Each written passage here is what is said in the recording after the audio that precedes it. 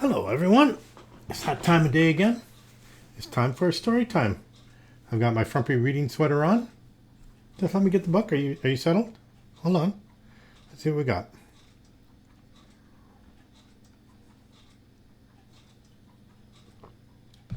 Nice cup of hot Earl Grey tea. Okay, I'll be right back.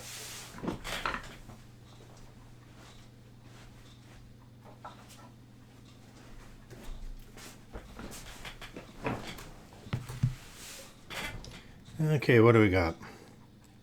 My reading glasses on. The Berenstain Bears, No Girls Allowed. By Stan and Jan Berenstain. Well, let's see how this goes, shall we?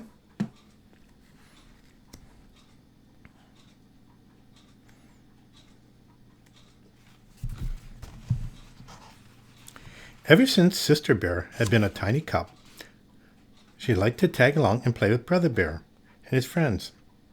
It was a bit of a nuisance because she slowed down their running. Wait for me! Interfered with their climbing. Not so high! And messed up their marble games. Oops, that slipped. As she grew older, things changed.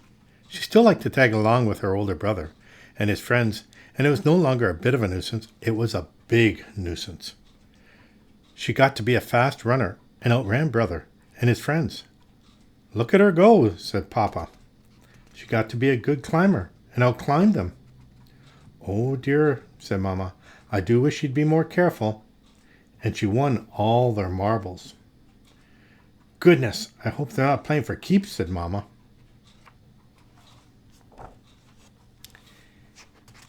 It certainly is good to see Sister and Brother and their friends playing so nicely together, said Papa. Look, they're organizing a baseball game. Yes, said Mama.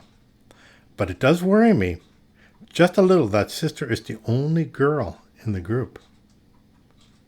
Now, Mama, said Papa, it's not whether you're a he or a she that counts. It's how you play the game. Look, she just hit a home run. I agree, said Mama. But think back. How would you have liked it when you were a cub if some little girl could outrun you, outclimb you, and outhit you? Papa thought for a moment. I wouldn't have liked it, he said. Brother and his friends didn't like losing either. And what made it worse was the way Sister celebrated every time she won. Her victory dance and cartwheels were annoying, but it was the war whoops that really got on everybody's nerves. Then one day, when Sister was planning to tag along as usual, her playmates were nowhere to be seen. No matter, she thought, and went about her business. She picked wildflowers for Mama and jumped rope with some butterflies. When there were no cubs around to next day, she was puzzled. But there was plenty to do. She had a tea party for her dolls and read some books. But on the third day, she began to wonder what was going on. Where are those cubs?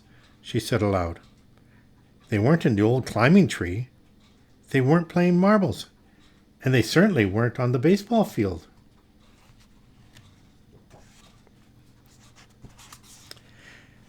As she stood on the deserted field, wondering where everyone was, she heard voices.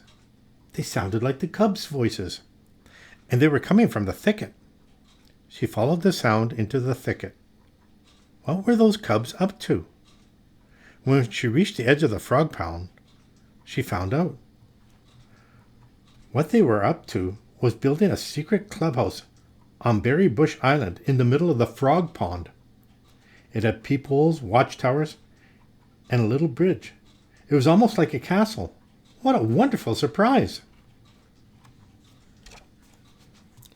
Hi, gang, she shouted.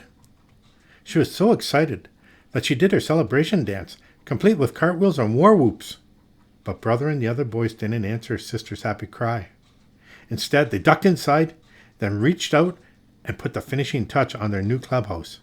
A sign that said, Bear Country Boys Club. No girls allowed. A sister stood there trying to think what to do next. There was a creaking sound. The bridge was a drawbridge, and they were cranking it up. She was heartbroken.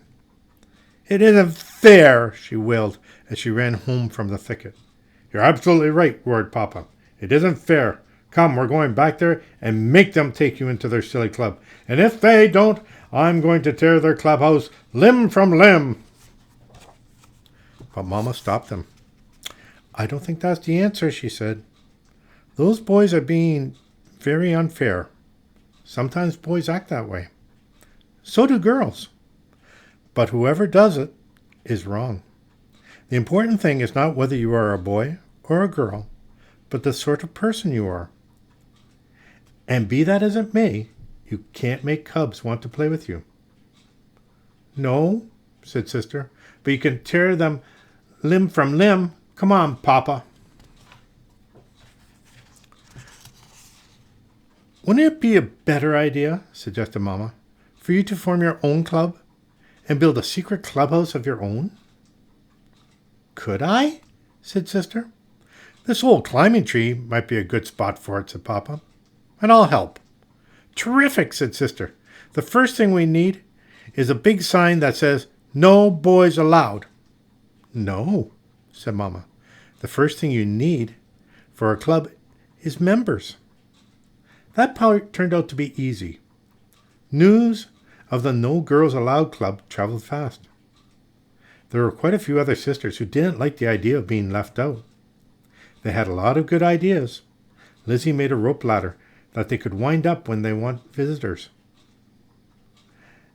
Ellen brought a spyglass for keeping watch.